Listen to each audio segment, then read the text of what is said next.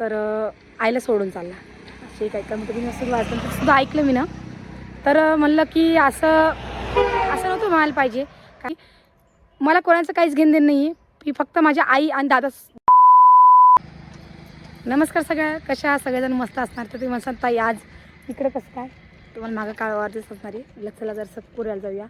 पण ज्याचा आजच्या वारात गेलो चक्कर मारायला, तर मग अचानक तुमच्या दाजीने फोन हातात घेतला. तर मी नंतर काय तो व्हिडिओ बघितला नव्हता, पण तो तुमच्या दाजीनेच बघितला. मग ते म्हणे बघ काय झालं याच्यामध्ये.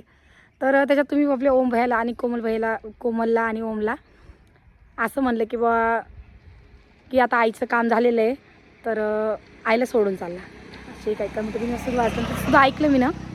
तर म्हणलं की असं नव्हतं व्हायला पाहिजे. कारण की दादाही कमेंट आणि सगळ्याच्या खूप साऱ्या कमेंट चांगल्या आल्या की तू आईला आणि दादाला घेऊन जा. पण मग अशा काही आहे असे जण की बा त्यांनी खराब कमेंट केल्या म्हणून. तर असं नव्हतं करायला पाहिजे त्यांनी. तर आता तुम्हाला मी पहिले सांगितलं, तुम्ही सांग तू काहून असं बोलायला लागली. तर तुम्हाला मी पहिले बी सांगितलं तर आताही सांगायला लागले. कारण की मला कोणाचं काहीच घेणं देणं नाही आहे. की फक्त माझ्या आई आणि दादाचं असतं, म्हणजे आई बाबाशिवाय मी त्यांच्याबद्दल तुम्ही काय बोलसान त्याच्यावर मी बोलणारच आहे. त्याच्याकरता हा व्हिडिओ केला होता मी ना की बा तुम्ही जर कसं आईला आणि असं दादाला म्हणजे ओमला आता कमेंटचं थोडंफार काय कोणाला फरक पडतं त्यांचं तर मला काही माहीत नाही. पण आपल्या दादाचं आणि आईचं हे दोघं जण की पुराण्या जमान्यातले. बरं आईचं सोडा, आई काय विषय घेत नाही. कारण की आईपाशी काय मोबाईल राहत नाही, तर आई काय मोबाईलसुद्धा पाहत नाही. आणि आईला त्या गोष्टीचं घेणं देणं नाही, काहीच घेणं देणं नाही. पण मेन म्हणजे दादा काय करतात, दादापाशी मोबाईल असता की दादा काय करता आपल्या ओम भाईने व्हिडिओ सोडला की ओमा जेवढ्या ओम भाईला आणि किंवा रामभाईला कमेंट येतात तेवढ्या पुऱ्या कमेंट वाचतात.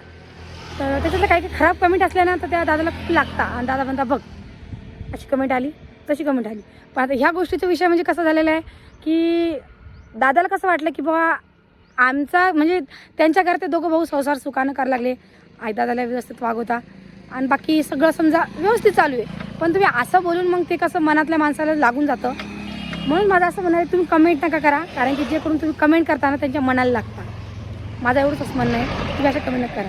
आता तुम्ही मला सांग की ताई तू अशी कमेंट करा म्हणता आणि मग कमेंट केल्यावर तुम्ही बोलता. तर असं नाही एकदम तुम्ही निगेटिव्ह म्हणजे खराब कमेंट केली की कोणालाही लागती. म्हणून तुम्ही अशा कमेंट नका करा. आता तू म्हणता तू काऊन बोलायला लागली, तर मला सुद्धा कमेंट आली. आणि माझ्या कमेंट कशा असतात की ज्या मला आवडतात त्याच मी सोडत असते, बाकीच्या सगळ्या मी डिलीट मारत असते. तर मला सुद्धा कमेंट आले की मला खराब नाही आला, मला कमेंट आल्या की ताई तू ओम भैयाला आणि कोमलला सांग समजून की ते पुण्याला चालले, तर जसं की पुण्याला चालले तर आई दादाला घेऊन जा. तर हो बाबा ते आई दादाला घेऊनच जाणार आहे पुण्याले. ते आई दादाला सोडणार नाही एवढा मला माझ्या दोन्ही भावावरती भरोसा आहे. आणि तसा तुम्ही सुद्धा विश्वास ठेवा. कारण की ते खूप दिवसापासून व्हिडिओ करायले आणि काय असे आमचे सबस्क्रायबर आहे की ते खूप जुने आहे आणि त्यांना माहीत आहे की यांच्या घरात काय चालू आहे काय नाही म्हणून. तर जे करून की आपल्या आधीपासून व्हिडिओ बघतात ते यांच्या घरात कसं वागणूक आहे कसं नाही. पण आपण म्हणतो की बा आता तुम्ही असं मलाच म्हणसाल तुम्ही अजून काय तूच म्हणती, तर तसं नाही आहे. माझ्या आईच्या आणि बाबाच्या बद्दल त्यांच्या भावना कशा आहे त्या मला माहीत आहे. ते माझ्या बाबतीत कसे वागो, पण माझ्या आईवडिलांच्या बाबतीत ते एकदम जीव लावता. कारण की दोघांचा स्वभाव मला माहीत आहे. आईच्या आणि दादाच्या बारामध्ये मेन म्हणजे आपला ओम भैया आईला आणि दादाला खूप जीव लावतो. आणि तशीच कोमलसुद्धा आहे. कोमलसुद्धा आईला आणि दादाला खूप जीव लावती. तिच्या बाबतीत काही सांगणार नाही. आणि तुम्ही आपल्या पहिला बघताच की आई किती जीव लावती म्हणून. पण तुम्ही अशा कमेंट केल्याने त्याचा मूड ऑफ होऊन गेला. कारण की काही तीच कमेंट की ओम आणि कोमल आईचं काम झालं काहीतरी कमेंट होती ती मी याच्यापुढे टाकते बघा. कारण की मला बोलायला सुद्धा कसं मत वाटायला लागलं, म्हणजे तोंडात म्हणजे असं वाटतं की ती बोलूच नाही कमेंट. म्हणूनच मला सांगणं होतं तुम्हाला की तुम्ही अशा कमेंट करताना तर कोणाला लागता. आणि मला सुद्धा असं खूप सारा कमेंट येतात पण मी त्या कमेंटवर लक्ष देत नाही.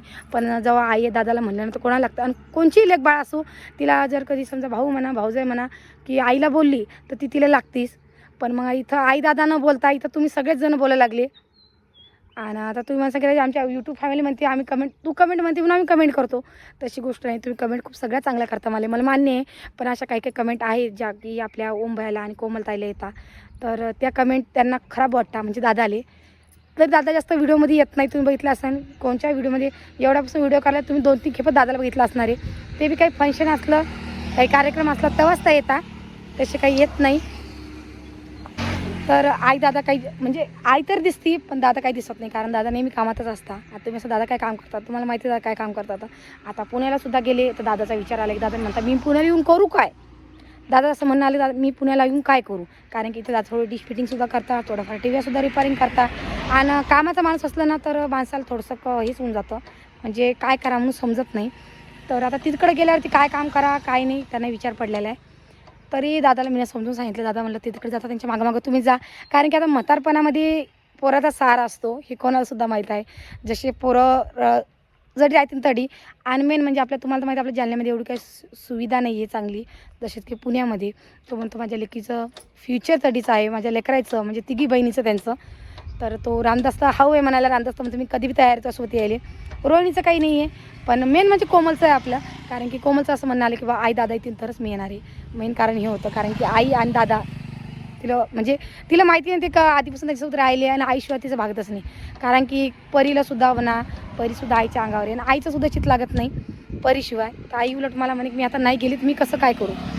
तर मी म्हणलं आई तू काय कर, म्हणलं सातकाम सोड आणि त्याच्यासोबत जा. पण मग आई म्हणे मी आता सातकाम सोडून जाऊ तर मग माझं इकडं जीव लागत नाही तिकडं जीव लागत नाही. आता दादा नाहीच म्हणे, पण दादाला मी समजून घातलं, म्हटलं जा तुम्ही त्यांच्यासोबत, काही दिवस तिकडं राहा आणि काही दिवस इकडं राहा, असंच काही सांगितलं मी त्यांना. तर ते म्हणे हो बोलले.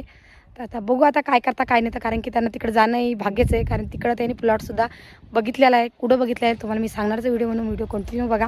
आणि आता सध्या तरी पुण्यातच राहायला चालले, पण प्लॉट कुठे घेतला हे मला मेन माहीत नाही, कारण की खूप जणांच्या कमेंट्ससुद्धा आल्या त्या, असे छोटे छोटे गावाचे नाव सांगितले मला, ते काय मला माहीत नाही आहे, म्हणजे असं काय म्हणता काय सांगा त्यांना, कारण की मी राहिली खेड्यातली, मला ते काय ते माहीत नाही, काय चिंचोली काहीतरी आहे ते नावं. तर तिकडे ते राहायला समजा हे पाहायला नाही आहे. तर माझं तर काही जाणं होत नाही पुण्याला, कारण की इतक्या लांब आपल्याच्यानं काही जावत नाही. तुम्हाला माहिती आहे आपल्या लेकराची शाळासुद्धा आहे, आणि आता लवकरच आपल्या सावनेचेसुद्धा पेपर चालू आहे, पेपरसुद्धा संपणार आहे, आणि तीसुद्धा तिकडे जाणार आहे. पण 2-3 दिवसांनी म्हणा की 15 दिवसांनी म्हणा, कारण ते आता लवकरच तिकडे शिफ्ट होणार आहे. तर एकदा म्हणलं जा मामाच्या आजीच्या भेट घेऊन या, कारण की नंतर मग अजून इतक्या लांब जाणार नाही. तर पोरी हो बोलल्या. तर आणूचे सोनूचे राहिले पेपर, सानूचे 2च राहिलेले, त्यांचे सगळ्याचे पेपर झाले की यांना पाठवून देते मामाच्या घरी 15-20 दिवसाकरता, आणि मग ते घरी आले कीच ते पुण्याला जाणार आहे. तर आता इतक्याला आपल्याच्यानं जात नाही, कारण की आमच्या इकडून 400 किलोमीटर लांब आहे ते. 400 किलोमीटर का खूप मोठं आहे, कारण की इथूनच 200 किलोमीटर आमचं जालना आहे, 190 किलोमीटर.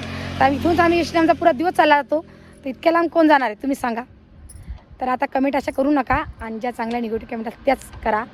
आणि आता आजचा व्हिडिओ आपण टाकलेच आहे, जसं की आपण काल आपण व्हिडिओमध्ये केली की आलू गोंडे केली, तसे मी करून दाखवलेले, तुम्ही जाऊन बघा. आणि आता आम्ही जातो तिकडं, कारण की थोडीशी शॉपिंगसुद्धा करणे, कारण आता पुरेल गावाला जाणे तर थोडे कपडे लते त्यांना घेऊन देणं पडणार आहे. तर मला चला तिकडे जाऊ आणि दुकानातून काही कपडे लते घेऊया, त्याचासुद्धा व्हिडिओ करतेच मी, म्हणून काय घेतलं काय नाही तुम्हाला सगळं माहीत पडणारच आहे. आणि आता बाकी तिकडंसुद्धा खुशीचं वातावरण आहे. आपली आता पिऊसुद्धा आता 1 महिन्याची होणार आहे 15 तारखेला लवकरच. तर होळीच्या दिवशी, तर सगळ्यांना ॲडव्हान्समध्ये होळीच्या हार्दिक शुभेच्छा. काही जास्त दिवस होळी राहिली नाही, आता परवा दिवशीच होळी आहे, आणि उद्याचीच वाटतं, गुरुवारची का गुरुवारची आहे. आणि खूप सारे कामं राहिले, कारण की होळी आलेली आहे घरचेसुद्धा. आता म्हणजे हे पहिले करायचं, कारण की तिच्या मामाचा सध्याच फोन आला तर सानूले, तर सानू म्हणे की मला मी येतो म्हणे तुला न्यायले, कारण सोमवार तिचा आखरी पेपर आहे ना, तर मी येतो म्हणे तुला न्यायले. तर ती म्हणे बरं या म्हणे मामा. तर आता हाव नाही म्हणजे तिचं म्हणणं आहे तू चाल माझ्यासोबत, मी एकटी जात नाही. हाव नाही चालूच आहे त्यांचं. काय करसान, खूप डोकी मारी आहे लेकराची बी, लेकराचं मनासारखं झालं तर बरं आहे, नाही तर लेकरं अजूनही करता. त्यात राणी म्हणते मी बी जातो, सानू म्हणते मी जातो, सोनू म्हणते मी जाते, कारण तिघीचे पेपर एकीचे पेपर व्हायचे आणि दोघीचे राहिले. 1 तारखेपर्यंत त्यांचे झाले, तर त्यांना पाठवीन, नाही कच झाले तर मग मला सोबत घेऊन जाणं पडणार इतक्या लांब, नाही तर मग मुंबईलाच गाडी घेऊन बोलवणं पडेल, कारण की इतके म्हणजे ऊन बी खूप तपाला आमच्या इकडे ना, तर मग जाणं येणं नाही सुचत इतक्या रेल्वे एस टीनं, कारण गर्दाही खूप असते एस टीनं. त्याच्याकरताच म्हणलं की आपण जाऊया, आणि एकदा त्यांना राहतील, मग त्या मी चालीन घरी आपस, मग त्या आणून बी सोडीन, एकदा नेऊन सोडते त्यांना दोघी तिघी बहिणीले. आणि मग तर चला मग आता व्हिडिओ काही जास्त मोठा नाही करणार, व्हिडिओ एवढाच करणार. व्हिडिओ कसा वाटला नक्की कमेंट करून सांगा, नवीन कोणी असं चॅनल सबस्क्राईब करा, फेसबुक असेल तर फॉलोसुद्धा करा. तोपर्यंत सगळ्यांना जय महाराष्ट्र.